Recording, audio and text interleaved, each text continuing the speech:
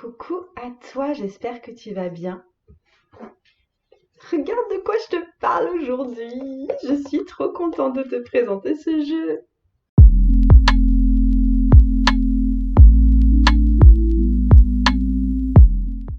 Si c'est la première fois que tu tombes sur cette chaîne, je m'appelle Margot, je suis psychopraticienne spirituelle et tarologue et je propose des cours de tarot en ligne, alors soit pour approfondir tes connaissances donc du tarot, soit vraiment pour t'aider dans ton cheminement personnel avec l'outil tarot. Si tu veux aller plus loin avec moi, tu t'inscris à ma newsletter en souscrivant à l'île Tarot avec moi. C'est complètement gratuit, ça te donne accès en plus à une petite série de vidéos qui s'appelle l'île Tarot avec moi et ça te permet d'être inscrite à ma newsletter et du coup on reste en contact et tu es au courant d'à peu près tout ce que je fais. Mais là, je suis vraiment là pour te parler de ce jeu dont je suis littéralement tombée amoureuse en ligne et notre histoire d'amour se poursuit maintenant dans la vraie vie parce qu'il est chez moi maintenant. Donc pourquoi est-ce que j'ai acheté ce jeu? Tout simplement parce que je le trouvais beau à tomber par terre. Et j'ai mis quand même pas mal de temps à l'acheter parce que je me demandais quelle place est-ce qu'il pourrait avoir vraiment dans ma pratique et aussi parce que très honnêtement il est à un peu moins de 60 € donc c'est un jeu qui a quand même un certain tarif donc j'ai mis du temps à l'acheter effectivement. Et au final ça a été une vraie découverte pour moi, plus que quand j'avais juste des visuels. Il y a des jeux, j'en ai des visuels, notamment sur Instagram, et du coup j'ai quand même une idée assez précise de ce que je vais recevoir. Et quand j'ouvre le jeu, souvent c'est super conforme, et du coup je m'y plonge d'office. Et il n'y a pas de décalage entre la vision que je pouvais avoir de ce jeu et ce que je reçois. Ce jeu-là, ça a vraiment été une découverte, parce que alors au niveau illustration, clairement c'est pas un jeu qui ment, c'est vraiment très beau. Par contre, ce à quoi je ne m'attendais pas, donc j'ai sorti les cartes, hein, elles sont là, c'est que, alors c'est la vision que j'en ai, hein, peut-être que tu partages pas ça du tout si tu as ce jeu-là, mais j'avais l'impression d'être face à un jeu, euh, face à un monde post-apocalyptique qui découlait d'une forme de guerre peut-être entre humains et oiseaux ou entre humains et animaux. On a beaucoup de morts, de cartes de mort, enfin soit on voit des corps humains, on voit des corps d'animaux, il y a des crânes, il y a des petites carcasses, il y a des animaux fabriqués à moitié. Euh, il y a aussi beaucoup de cartes de collaboration entre humains et animaux, comme si des fois il y avait des alliances qui s'étaient formées. Il y a beaucoup d'oiseaux qui se servent des humains, style qui vont construire leur nid sur des restes humains, ou alors, ouais, qui vont servir de corps humain, clairement, et inversement, il y a des humains qui vont se servir d'oiseaux, soit vivants, soit morts, et il va y avoir aussi des créatures un peu mixtes entre les deux. Et du coup, on a l'impression d'arriver après le gros passage de la guerre et que la survie, elle n'est pas encore assumée. Il y a encore des conflits, il y a le monde à reconstruire. Euh, il y a encore, la guerre, elle est encore latente, hein. On sent que c'est encore tendu. Donc, j'ai vraiment l'impression d'arriver dans ce jeu-là avec ce tarot. Et je ne m'attendais pas à ça. Ok? Et je suis en train de regarder. Alors, je fais cette vidéo, on sort tout juste du confinement lentement et on en a profité avec mon chéri pour s'abonner à Netflix et je suis en train de regarder la série des 100. Et ça m'a fait vraiment penser à la série des 100. Et là où ça m'a fait vraiment tilt, alors ça c'est une image que j'avais vue déjà sur internet, avec le 2 de coupe. Je sais pas si tu connais cette série des 100, c'est pas l'une des plus connues, je veux dire, c'est pas Game of Thrones, mais c'est un des personnages principaux et sa fille. Et ça m'a vraiment fait. Ça m'a mise en arrêt parce que les 100 décrit un monde post-apocalyptique aussi, et de revoir une figure très connue de cette série dans ce jeu, ça m'a vraiment un peu troublée. Euh, Ce que je voulais aussi te montrer, qui m'a beaucoup plu, qui est très fin, pardon, c'est que dans certaines cartes, on a des inscriptions très fines, comme des choses qui sont passées à A Hunt Till we will go. Il y a marqué là, nous irons chasser sur le crâne d'un ancien soldat. Et l'oiseau récupère l'espèce de petite bannière pour aller, je sais pas, en faire son nid ou autre chose. Mais comme s'il récupérait les restes de quelque chose de oui, nous irons chasser, ben non, tu n'iras pas chasser, j'emmène ta bannière ailleurs. Et dans la carte, là, c'est un 6 de bâton qui a marqué en français je n'ai pas peur. Et j'aime bien ces petites. Il y a des tas de petits détails, des tas de petites inscriptions comme ça. Euh, Du coup, j'ai été très interpellée par l'univers de Monsieur Hush, parce que s'il s'appelle Hush Tarot, c'est parce que le dessinateur s'appelle Jérémy Hush. Je suis allée voir ses autres œuvres, j'ai un peu farfouillé en ligne parce que vraiment ça m'intéressait. Et actuellement, il sort un livre, je crois que c'est sur Kickstarter d'ailleurs, sur les monstres, qui est coécrit avec 3 autres artistes. Et ça, je ne sais pas si je vais acheter ou pas ce livre, mais j'avoue qu'il me fait envie. J'aime ce travail à partir des monstres, parce que les monstres, pour moi, c'est vraiment une part. Enfin, c'est vraiment la part inconnue en nous. Souvent, c'est ce qu'on n'ose pas reconnaître en nous. C'est ce qui nous fait peur en nous ou c'est ce qui nous fait peur à l'extérieur du monde. Et plus on essaye d'ignorer ce que le monstre nous dit, plus le monstre a tendance à grandir, à prendre de la place et à devenir très effrayant. C'est un excellent parallèle, le monstre, avec le travail de l'ombre. Et vous savez que je fais pas mal de travail de l'ombre, non seulement avec moi, mais aussi avec les personnes que je peux accompagner. Donc, ouais, c'était un truc qui m'a intéressée par rapport à Jeremy Hush. Après, dans le jeu, ce que je voulais dire par rapport vraiment au travail. Attends, excuse-moi. Au travail artistique, c'est les cartes, elles n'ont pas toujours le même format, on dirait, ou la même finesse de dessin. Là, les cartes que je t'ai déjà montrées, tu vois, ces trois-là, elles sont extrêmement fines, mais il y a certaines autres, le trait est beaucoup plus grossi, comme si on avait fait un point focus ou bien qu'on avait passé moins de temps à la dessiner, hein. Donc, je me suis demandé même si s'était pas servi de morceaux d'autres œuvres qu'il avait reproduites pour ce tarot. Je te donne l'exemple du chevalier d'épée. Je me demande si c'est pas le détail d'autre chose, mais le dessin est un peu plus grossier, les traits sont plus gros. Le 7 de denier, je le trouve moins fin également. Donc, le travail au cours des cartes, il est relativement peu régulier. Il y en a aussi où le fond est très très très très soigné. Il y en a où il y a quasiment pas de fond en fait. Euh, Ouais, enfin, attends, j'étais pas partie, tiens, le pendu, par exemple. Euh, donc voilà, où j'ai été un peu désarçonnée par ça. Du coup, j'ai trouvé ça un peu dommage, honnêtement, pour certaines cartes, qui est pas toujours cet aspect très très très fin, très très travaillé. J'ai adoré aussi le fait qu'il y ait beaucoup des petits rappels mythologiques. Je trouve que le soleil, ce soleil me fait penser à Icare parce que le corbeau, on dirait qu'il tombe après avoir essayé de se rapprocher du soleil. Donc je vois Icare dans cette carte-là. Il y a des harpies avec le page d'épée et aussi d'ailleurs, c'est aussi des harpies là. Les harpies, c'est des femmes à corps plus ou moins d'aigle. C'est des créatures de destruction en fait dans la mythologie grecque. Et il y a le Minotaure avec Ariane. Je trouve que cette carte est fantastique, cette carte du page de bâton, parce que normalement, Ariane, elle emmène Thésée jusqu'au Minotaure et elle l'aide à sortir du labyrinthe parce qu'elle a laissé un fil justement qui menait jusqu'au Minotaure. Et Thésée, il a dégommé la gueule au Minotaure. Là, non, elle aide le Minotaure à sortir.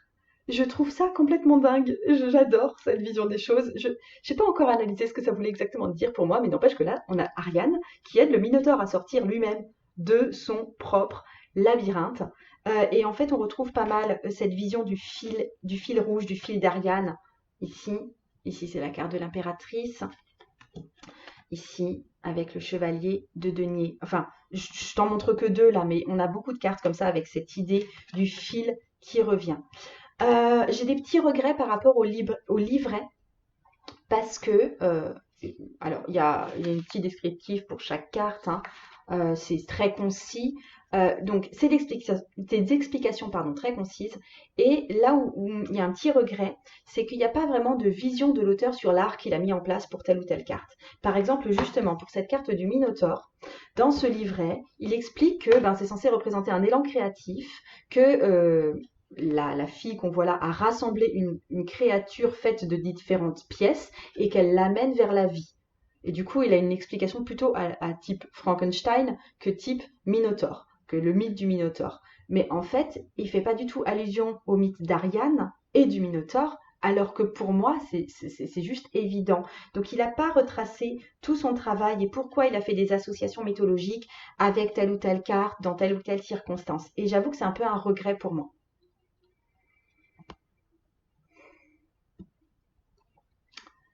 Ce que je voulais aussi dire, que c'est des cartes que je trouve pas forcément faciles à adopter pour faire des tirages. J'ai commencé à faire des tirages avec. j'aime beaucoup en fait, mais c'est noir hein, quand même, hein.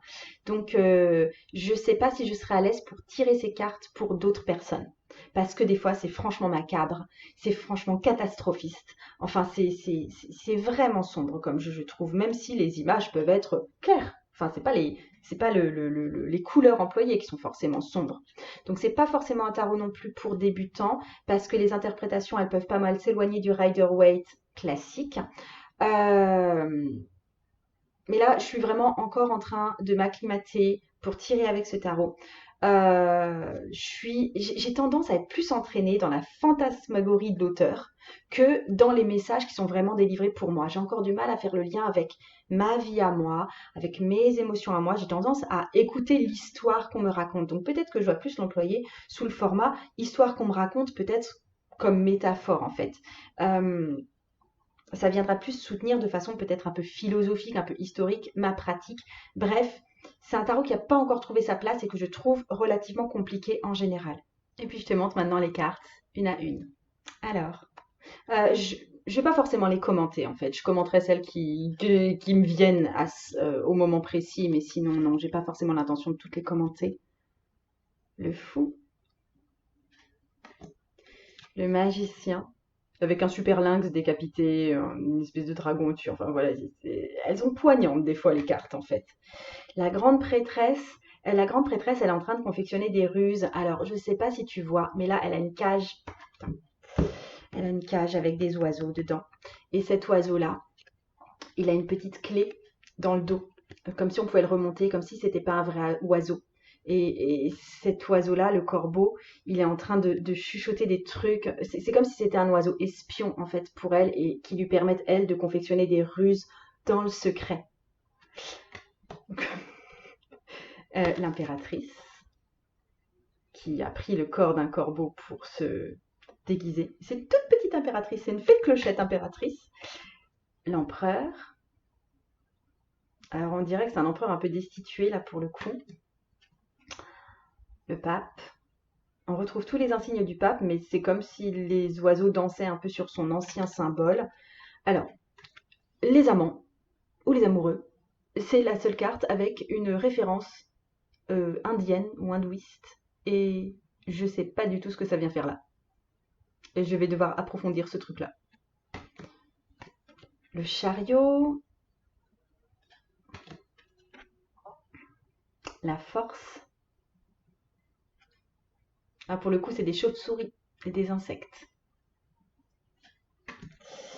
L'ermite, c'est un hibou rafistolé. Alors, on ne sait pas s'il est mort du coup et qu'il est espion ou quelque chose comme ça, ou on ne sait pas si c'est juste qu'il a survécu grâce au mécanisme humain en fait. La roue de fortune, la fourmi qui est sauvée sur sa petite feuille. La justice, avec des abeilles et des fourmis. C'est des toutes petites. Là aussi, on a pas mal des fées ou des choses comme ça, enfin des humains miniatures. Le pendu, qui aurait pu être pendu par les pieds, mais qui n'est pas pendu par les pieds, qui se défait du fil et qui ne parle pas. La mort, qui a dans son nid des restes humains qui ont servi à nourrir sans doute sa progéniture. On voit qu'il y a certains œufs qui sont ouverts.